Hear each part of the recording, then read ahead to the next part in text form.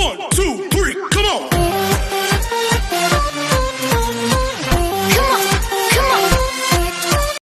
Hi everyone! Good evening! This is your Mama Sam. So, kamusta naman kayo mga amigo, amiga, kumare at kumpare? Sana lahat kayo ay okay na okay at safe ngayong araw na to. At syempre, kung ako naman ang tatanungin nyo, fresh overload pa rin. So, nandito tayo ngayon para magbigay ng reaction natin ng bonggang-bongga sa naganap na preliminary ng evening gown dito sa Binibining Pilipinas.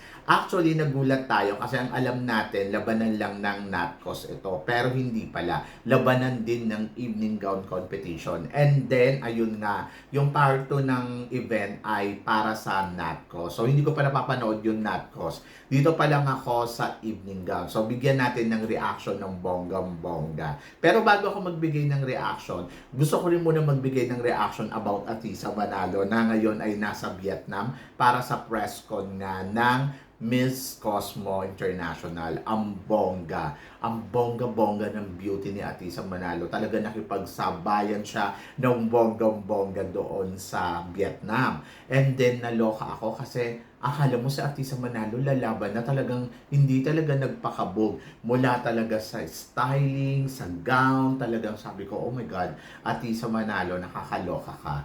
And then, nagkaroon din ng homecoming parade, syempre sa Alexi Brooks sa Iloilo. Medyo naloka lang ako kay Alexi doon sa extension ng hair niya, no? So, hindi ako sanay na ganon. Parang, ang feeling ko, parang, ate, saan ba ang laban? Gano'n.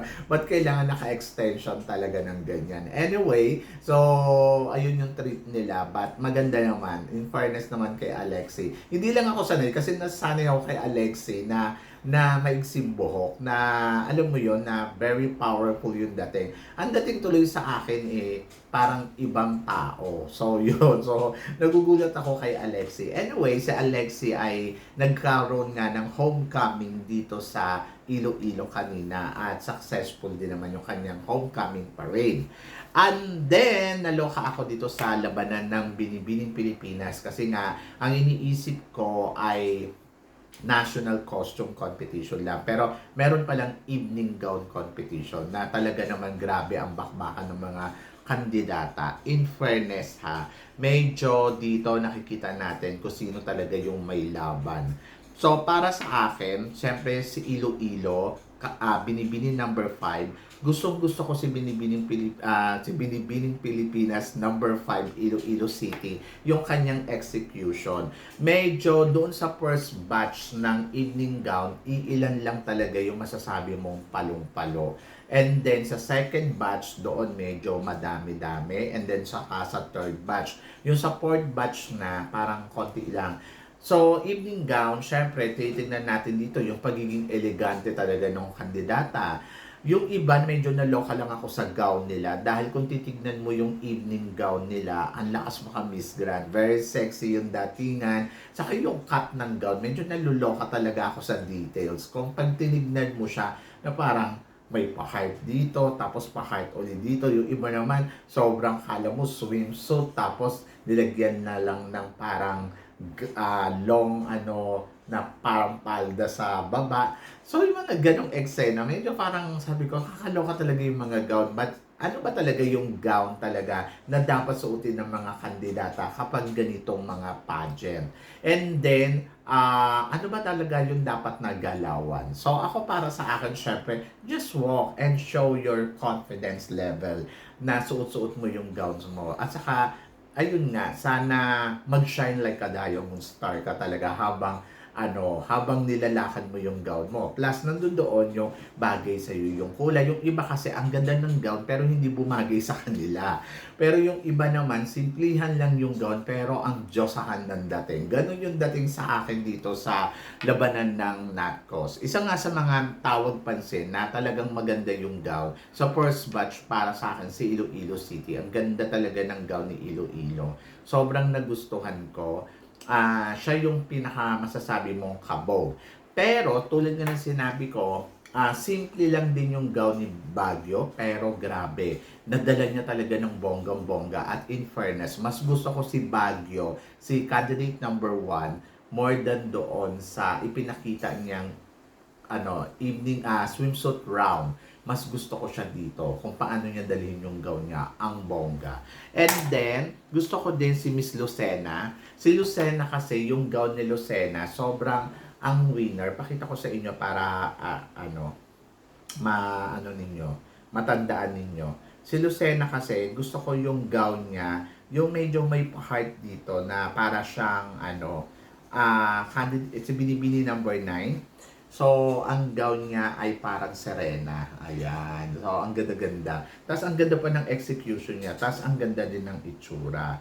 Tapos, nagustuhan ko nga si Baguio. Dahil si Baguio, simple lang naman yung gown. Pero, ang ganda-ganda niya sa gown niya. Sobrang, sabi ko, ang winner naman ng dating ni Baguio. Talagang nag-shine siya. Simple din ang ayos ng buhok. Talagang be yourself ang labanan. And then, gusto ko din syempre si Caloocan. Nung lumabas si Caloocan, grabe, ang dami nagsigawan. Paano naman kasi si Caloocan, parang iba din yung confidence level niya talaga. At panalong-panalo talaga ang kanyang evening gown. Sobrang winner na winner din. Nadala niya talaga ng bonggang-bongga. Pati yung styling niya, ang ganda. Diba? And then, of course, hindi talaga to nagpakabog. Si Bulacan. Si Bulacan, promise, sobrang ang ganda ng details ng gown. Tapos ang ganda niyan dalhin. Tapos ang ganda-ganda ni Bulacan. Sobrang natuwa ako sa beauty na meron ito si Bulacan. Plus, yung execution niya sa performance talaga sa entablado. Winner. Para sa akin si Bulacan yung isang masasabi ko, yung ganda naman ni Bulacan, talagang hindi nagpapatalo. Pero si number 12 in fairness naman kay number 12, talagang kumpiyansa sa sarili, meron talaga si number 12. So, sobrang maganda din yung execution niya. Hindi ganun kabongga yung gown niya, pero yung execution niya, ang winner naman, di ba? Tapos, gusto ko din si si Calamba, Laguna. Si Calamba, Laguna. Maganda din yung execution niya. Pero hindi ko masyado type yung gown niya. Parang siyang kasi ang dating sa akin yung gown niya. Parang abstract. Ganon. Pero mas bongga si Bukidnon. Gusto ko yung kay Bukidnon. Actually, mas gusto ko yung performance ni Bukidnon. Kung titingnan mo, pero yung gown, hindi ganun kakabog. But kung papansinin mo, mas maganda yung execution ni Bukidnon nung swimsuit round naman. So, parang hindi siya masyado talagang masasabi mo na nag-shine like a diamond star dito sa evening gown competition. So, parang tama lang, hindi ganun ka-bongga, mas bumongga sa kanya. And then, gusto ko rin si number 17, oh my gosh, si Province of Laguna. So, si Province of Laguna, talagang, alam mo yun, ang lakas maka-Atiso manalo yung gown. Di ba kay Atisa parang puti, sa kanya naman, blue. O, di ba? So, ganun na ganun yung cut. And then winner, ang winner ng rampa. Pero sabi ko nga, yung kay Atisa Manalo, sobrang maganda. Tapos, ang ganda dalhin ni Atisa. Tapos, ito naman si Binibini number 17 na si Province of Laguna. Kinabog din naman talaga. Maganda din yung execution. Diba? Si General Santos, actually, okay din naman yung gown niya. Maganda din yung emote niya sa entablado. Pero, parang feeling ko, maraming kumabog. Doon sa first batch, sabi ko nga, konti lang yung mga napansin ko. Pero yung sa second batch, parang sunod-sunod yung number nila na parang mapapawaw ka sa mga drama nila, sa execution nila. Sabi ko nga, ay, ang ganda. Pero ito talaga, si Pampanga. Simple din lang yung gown ni Pampanga. Pero kung titignan mo, talagang kabog din. Oh, di ba? So, parang feeling ko, isa to sa mga nagustuhan ko talagang gown sa mga kandidata dito. Kasi yung originality niya, parang yung, alam mo yun, ang ganda-ganda. Tapos parang yung iba kasi nakikita ko na very common na. Pero yung sa kanya, sobrang natuwa ako. Ang lakas makarena. Plus, nandoon yung, alam mo yun, yung parang plain lang siya na yung color, walang halong mga ibang kulay. Sabi ko nga kung yung sana yung mga parang nakasabit na yan na flower, kung ginawa yan na parang silver, mas bongga siguro. Pero sabi ko nga, sa ganito pa lang, sabi ko, ay ang ganda, nadala niya pa ng bonggang-bongga. Ito si Pampanga, gusto ko din yung ayos ng buhok, gusto ko yung details ng kung paano niya dalhin yung gown niya. Sobrang winner.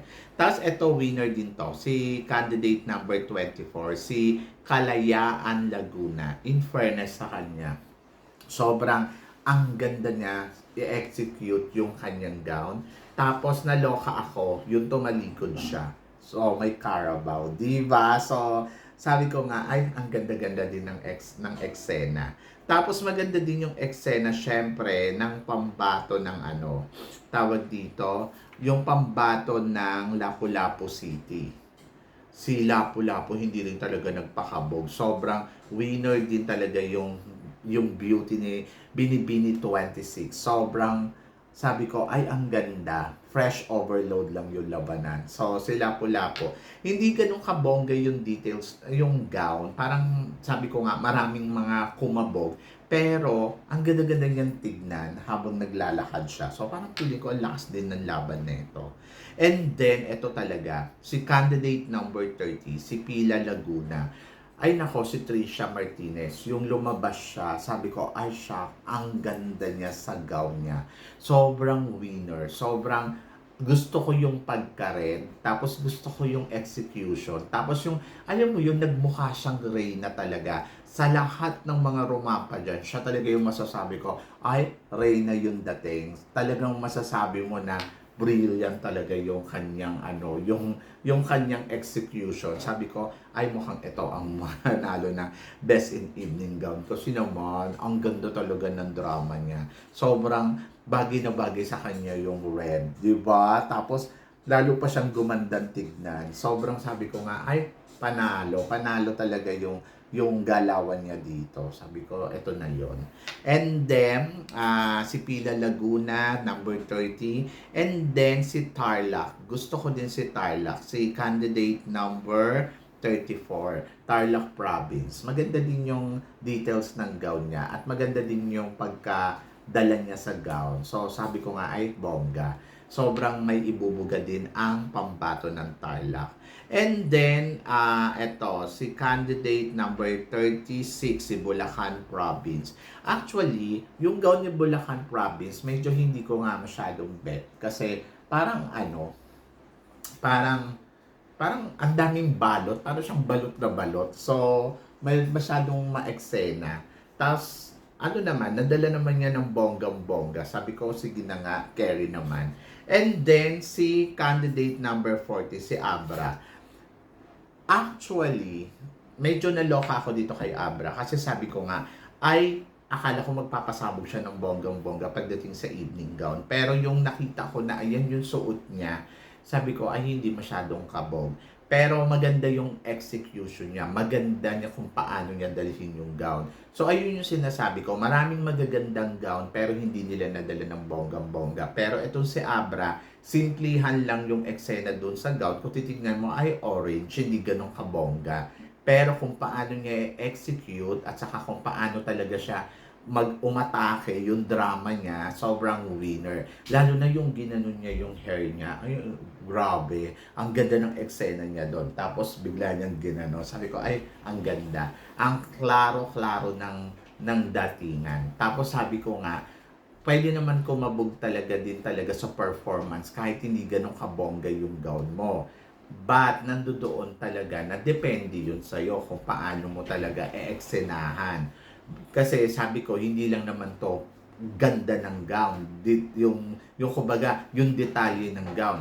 Kung paano mo din dalhin, di ba? Saka, yung gown ba ang magdadala sa'yo o ikaw ang magdadala dun sa gown? Mga ganon. So, para sa akin, so dito sa evening gown, soso lang yung datingan ni Abra. Pero kung papansinin mo yung kanyang swimsuit competition ng preliminary nila, parang feeling ko mas kabog dun si Abra. And then, si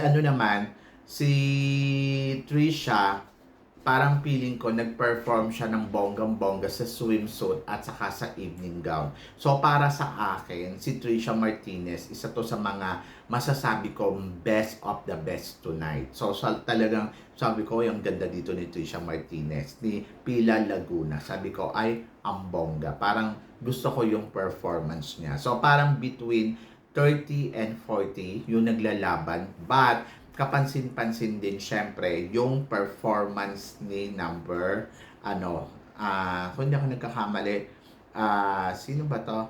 Si number 13. Gusto ko din si number 13, si Bulacan. So para sa akin, kung evening gown ng pag-uusapan, ang the best evening gown na talagang masasabi ko performance level, si Bulacan, si number 13 at saka si number 30. And then the rest, masasabi ko naman na palaban. So, sa mga nabanggit natin na sila yung mga napili ko na ay palaban talaga. But para sa akin, execution, beauty, yun talaga masasabi mong reynahan yung dating, si number 13 at saka si number 30, si Pila Laguna. And then, pagdating kay Abra, masasabi ko safe na safe si Abra kasi syempre dadaanin na lang sa Q&A. Ganon. So, yan. But, Pila Laguna, talagang sabi ko, ay, reyna yung datingan. True, binibini talaga. So, yan. Pero, hindi ko pa alam kung ano ang ipinakita niyong performance, syempre, sa national costume. So, mamaya, bibigyan ko kayo ng more update para sa national costume naman. So, for now, sila yung mga napili ko. Si Iloilo City, Lucena City, andyan din, syempre, si Caloocan, Bulacan, ang daming Bulacan, ha, in fairness. Calamba, Laguna, ito talaga yung mga taga Laguna. Sa Bukidnon, Province of Laguna, General Santos, Pampanga, Bacolod City, Kalayaan, Laguna, Lapu-Lapu City, Pila, Laguna, sabi ko nga, ang dami taga Laguna, Tarlac Province, Bulacan Province, and Abra. Actually, napansin ko din si Zambales. Maganda din yung performance ni Zambales. Kaya lang, sabi ko nga, maraming kabog. Si number 12 ha, huwag niyong isnabihin. Talagang umi-eksena talaga siya ng bonggang-bongga. So, yun! Kayo ba guys, sino guys ang tingin ninyo na talagang nag-shine like a diamond star pagdating dito sa evening gown? So, comment below para at least malaman ko naman kung ano naman ang chika mo dito sa mga pinag-uusapan natin ngayon. So, yun guys, maraming salamat syempre sa inyong lahat sa suporta at pagmamahal na binibigay ninyo syempre dito sa channel ko. At sa mga hindi pa po nakaka-subscribe, please don't forget to click like and subscribe my channel at i-click nyo na rin po ang notification bell para lagi kayong updated syempre sa mga chika natin. Always keep smiling and always think positive. Walang imposible guys. Magtiwala tayo sa itaas. Kaya guys, hanggang dito na lang. Hanggang sa muli nating chikahan. See you next time. Thank you guys.